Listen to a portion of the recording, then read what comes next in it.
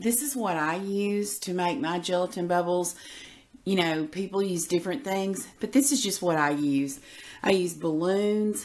You can use the little water balloons if you want to. These are just regular balloons. You just blow them up to any size you want. You'll see when we're making the video. Toothpicks, unflavored gelatin, a spoon, some water, pearl dust if you want it, some kind of little container to dip your balloons in, and then I use a cake dummy to stick them in to let them dry overnight. And that's what I use. So let's get started. Okay guys, I take my balloons and I blow them up to whatever size I want them. Some big, some small, just whatever I'm going for on the cake that I'm working on. I tie my balloons off. You can put your toothpick in the same knot, this knot where you tie it off, but I like to take and do a second knot and put my toothpick in that second knot. It just gets it back away from the balloon. And allows it not to have such a big opening in the back, in my opinion. I break the tip, the real pointy tip off of the toothpick just so that it doesn't poke my balloon and pop it. I stick it in there, and then I just pull it real tight to make sure it's secure, and then I slide the toothpick down to whatever position I want, but I usually try to get it as far down as possible so that it'll be out of the way. And that's all I do. Next, I buy this pearl dust already made up, so that's what I use.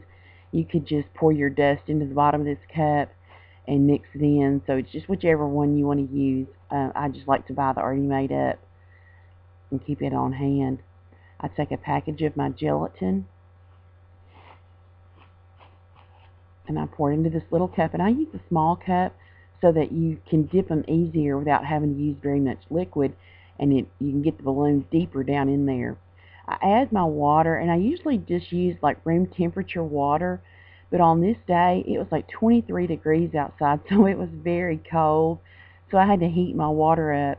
As you can see, the gelatin had already started to solidify here, so I heated my water up and just added it in, and it diluted my gelatin back down. But I don't make it real thin, because the thinner you make it, the more times you'll have to dip your balloons. So I make it kind of thick.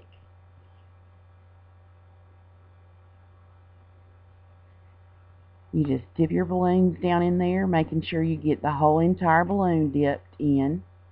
I like to take and roll mine around to where the drips come to the back of the little bubble.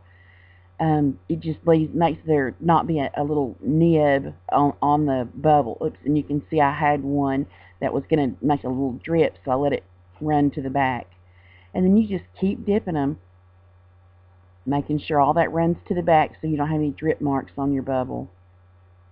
And then you just dip and dip and dip and dip and dip and dip and dip.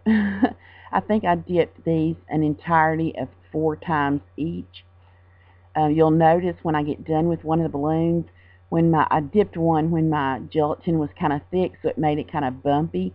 So you can keep that in mind. There may be times you want a bubble to look like that, but for the most part, you're probably going to want them smooth. But you can keep in mind that it will do that if you don't thin it down real good.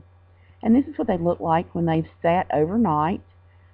I leave mine sitting overnight with a fan blowing on them, and they're good to go the next day.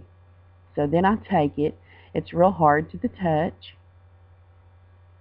I take my little pliers that I use to cut my wires with, and I just pinch in there around the balloon, where the balloon is tied, and I just crack that gelatin. I just break it all the way around where that balloon is tied, staying as close as you can because you don't want a great big hole in the back of your balloon. I pull it over to the side, and then I pop my balloon, and you'll have to pull pretty stiff, but remember, to be easy to hold, you don't want to bust your bubble. And it just pulls out real easy, and there you have it. An awesome little bubble. I get them all pulled out, and see if you'll notice on the top left, that little bubble is bumpy. That's the one I was talking about. I dipped when my gelatin wasn't smooth. That's what they look like. Here they are on a cake that I did. You can do whatever you want. There's all kinds of neat things you can do with these bubbles. They're so fun, and I just put them in a airtight container to store them. Here's some that I made for a little mermaid cake.